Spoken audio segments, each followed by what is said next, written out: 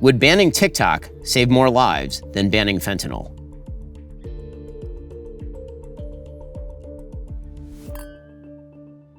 Oh, wow. Okay. Okay. No, I would be tempted to, because it depends how trolly you were being that day. no, but it's sort of like you could. Do you mean save their body? Do you mean save their soul? Right. That's kind of where I was thinking you were going to go. And I do think that TikTok is more rot for your soul for a larger number of people than fentanyl. But fentanyl is killing 100,000 people a year. So yes, yeah, I mean, it's a lot of people, but TikTok is poisoning more people at a spiritual level and just an intellectual by the level. tens of millions. Yes. Yes. The difference is, if we ban TikTok, they would just go to Instagram Reels, or they would just go to Twitter Reels, or they would just, and maybe that's not quite as poisonous as TikTok is, but it does rot your. So okay, fine. So I actually disagree with this, and I'll tell you why I disagree with this. Because if you, so first of all, fentanyl's already banned.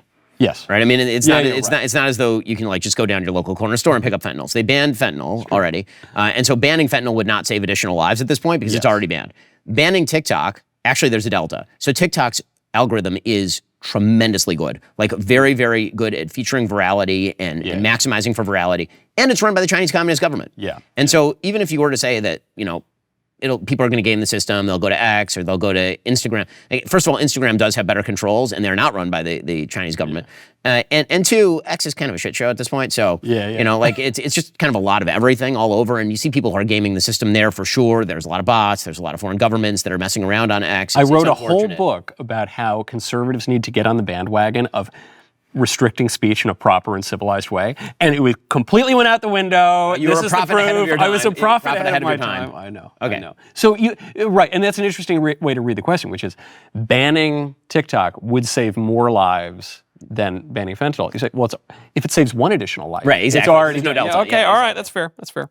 Hold on 1 second. Go to balanceofnature.com. Use promo code Knowles.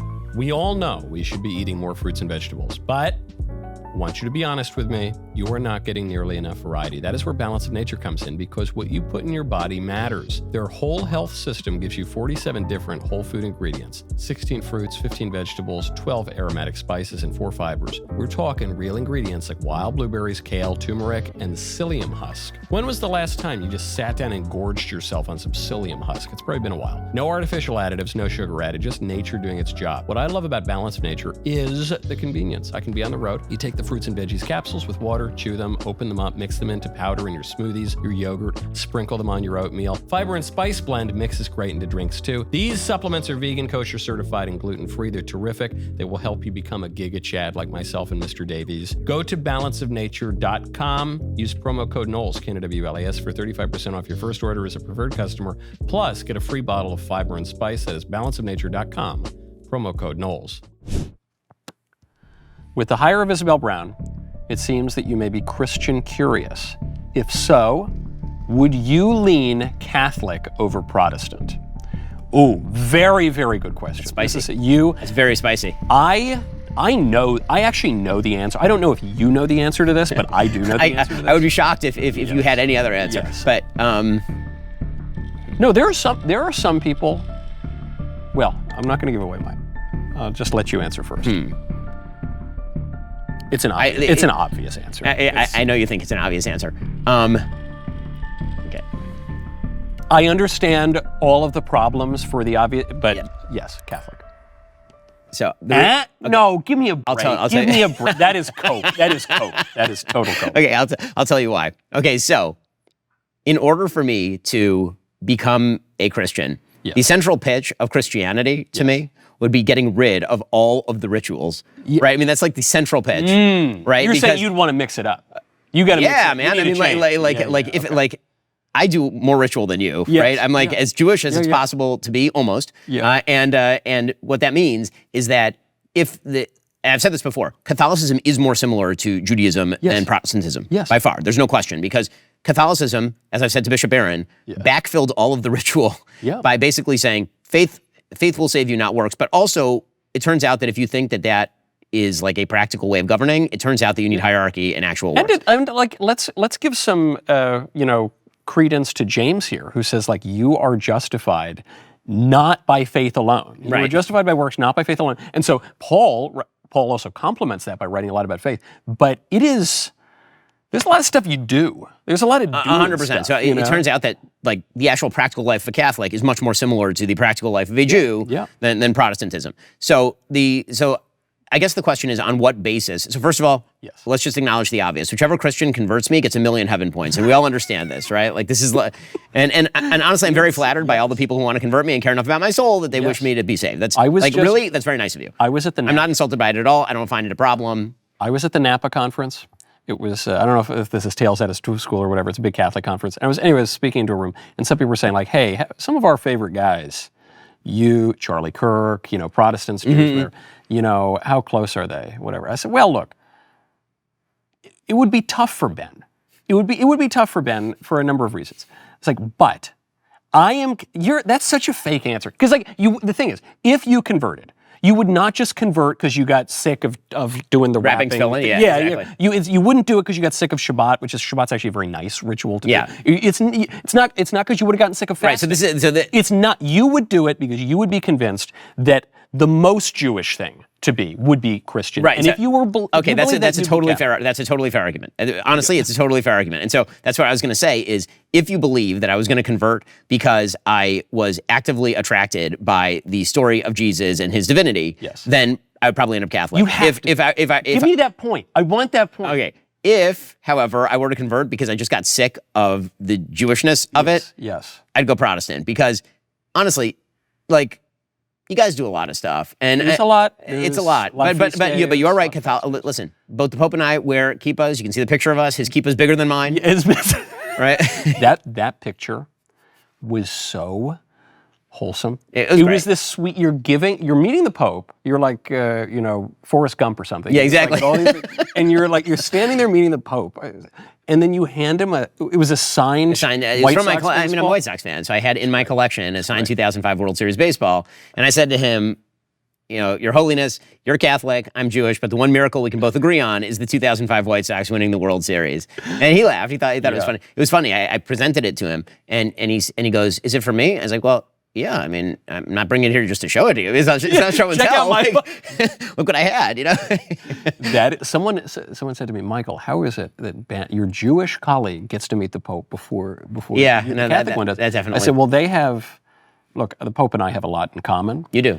I said, but the Pope and Ben have a very, very deep connection. The White Sox connection is carried by few. It's a burden carried by few. It is a true suffering experience.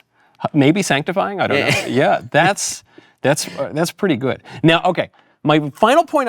Look, you're going to take the point away from me. It's fine. But my final point on this is, okay, I get it. One day you say, "Look, I've had enough of the rituals. I want to." You're telling me, Ben Shapiro is going to, in order to get out of the rituals, you're going to go show up to the big auditorium with the smoke machines and the electric guitars, and I'm going to see Ben Shapiro in that audience. I mean, I wasn't aware that that's all Protestantism. Well, no, but that's a particular type of Protestantism. If you correct? become Episcopalian, that's just twice the liturgy, half the guilt of the Catholics. So now you're kind of right back where you were. Episcopalian's a whole different thing. I wonder if that bishopess from the National Prayer Service would love to meet you. I don't know if she's. I don't know. She hasn't answered my calls. Okay, you're up. I need to drink. Okay, fine. Davey's in my ear. I have to drink. Okay, fine. Yeah, well, the good news is when you lose, you drink. So that's nice. When I win, I was already drinking when I won. Yeah, that's true. Okay. Yeah, that's all right. It's 5 o'clock in India.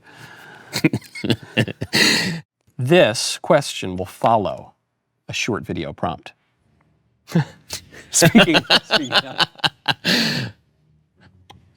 Wow. Wow, this is good writing. Because they knew that we'd be talking about that. Yes. And then now that you've seen more evidence. Wow, man, this is good writing. I never compliment their question writing. Wow. Now that you've seen more evidence, are you at least skeptical that Jeffrey Epstein killed himself? Oh my God. You just have the evidence. It's such a rigged question. Can we play it again? Wow.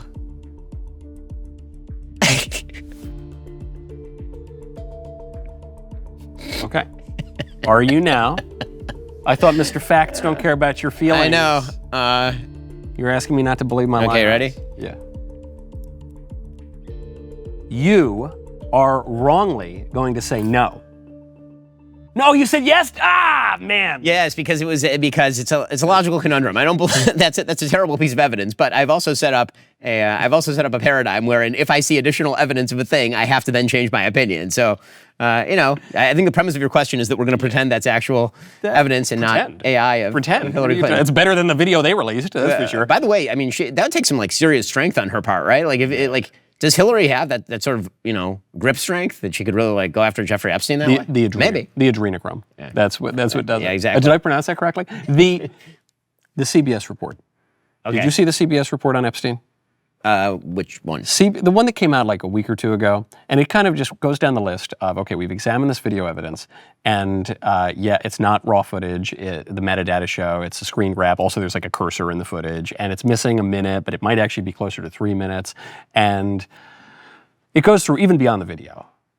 But within the video is important because it shows actually there was another person kind of on camera who they said was carrying linens, but was probably in an orange jumpsuit. And actually, you can't see the entrance to Jeffrey Epstein's cell. And actually, you can't. And actually.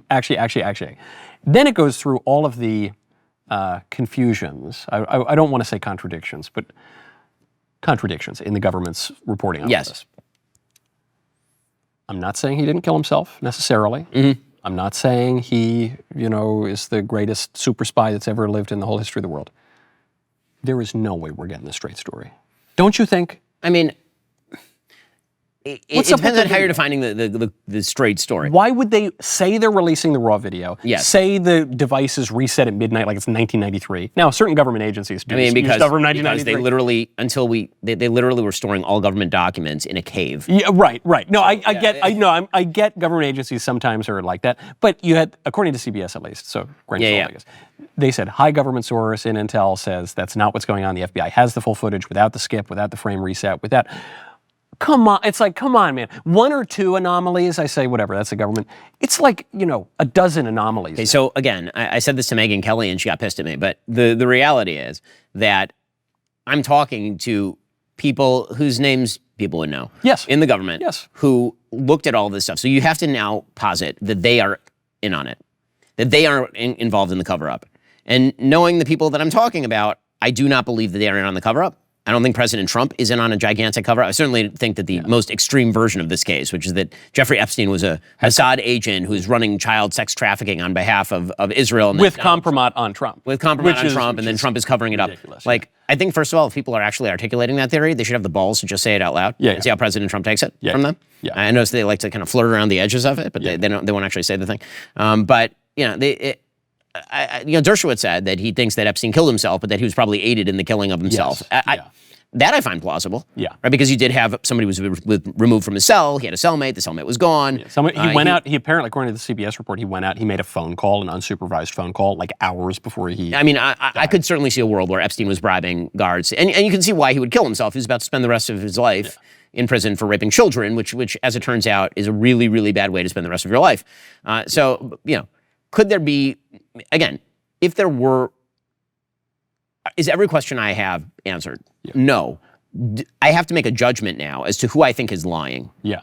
And I haven't seen the evidence to suggest that the people I'm talking about are lying. And if they are lying, I want to know why they're lying and what your theory of the case is. I'll give you my theory. Why they're lying. Okay. Because my view, as is often the case, is probably the least popular view, but it's certainly correct, which is I don't think the government's being forthright. I think the government has contradicted itself many times on this. I think even just looking at the video was told on itself in a way, just the reset and the time and the framing and everything. The interpretation of what the video showed, whatever. But because I'm not a libertarian and because I'm not like one of these, I think politics is a complicated, nuanced system of alliances and long-standing operations that go on for many presidential administrations. The Epstein thing long predates Trump. And we've known now since 2018, though Radar Online reported it as breaking news like 3 days ago, that the FBI had a deal with Epstein, at least by 2007, at least by the time of his sweetheart deal that he got in Florida. that had been reported by Daily Beast through Alex Acosta, reportedly when he was it was FOIA, and they say it was FOIA now, but this was reported in 2018 that the FBI was getting information. We have memos from the FBI. It was getting information from Epstein. Well, as part of his plea deal, which again is incredibly common. Yes. Meaning, so yes, I mean, there's, by the way, I should mention here that what the document says is that as part of the plea deal, which means that it was supposed to close the case, essentially, he was going to provide information, but that does not mean in an ongoing relationship. That's true. Could have been. Right, it could have been for that case. I just want to be clear about the legal. I mean, that is the legal of it. Now, maybe he was, but there's been no evidence of that. And again, I think But if the government, look, if the FBI wasn't totally forthright about its relationship with Epstein, even around the plea deal. But my argument is, governments don't have to be. Governments are not meant to be radically transparent. Governments do sometimes cover up intel they're getting from people. They do cover up certain clandestine operations. They do. I think what the American people want on the Epstein thing is they want to know that justice is being done in some way. So I think that's true for some. I think what some people really, really want is for there to be a giant ring of pedophile rich people who control the world. Yes. And anything short of that is going to be insufficient to quell the unrest. Right. Yeah, no, that's true. It's like if a bunch of these people who are pushing this got what you said, which is, okay, here are the names of 3 low-level randos who Jeffrey Epstein trafficked girls to, and that's it, and we're prosecuting them, right? They would not be satisfied. No one would be satisfied. Certainly. Because what they actually want is for there to be this thing that happened. But because it's a nice thing to believe. Again, it goes back to the whole, there's a secret cabal running your life. Again, if you provide me evidence that the secret cabal is running, then you're now in the position of having to argue that Donald Trump and Kash Patel and Dan Bongino and Pam Bondi are all involved in the secret cabal or covering up for the secret cabal. Yeah. And the people who, again, are opposing the strongest version of this theory do not have the balls to just say it out loud. They're constantly playing around the edges. Yeah, it's funny. This is where, as more of a traditionalist, I just say, if they're not releasing everything for whatever reason, I think I elect them for their judgment. Well, I elect them for their judgment. So you and I are making kind of similar arguments here, meaning I don't know. I don't know what's in the files. You don't know what's in the files. Yeah. But you know who knows who's in the files? Kash. Yeah. Dan. Right. Pam. Presumably Trump. Presumably JD. Yeah. Right. They're all meeting on it this week. So yeah. Yeah, that's true. They're all meeting on it a couple of weeks ago. Yeah. Yeah, it is. But I'm still pretty firmly team nothing ever happens. The number of things that happen in history that happen. Yes. That happen. Yeah. It's 4. I agree. Or maybe 5. Right now, you need to go pre-order Mr. Ben Shapiro's new book, Lions and Scavengers, The True Story of America. See you next time on Yes or No.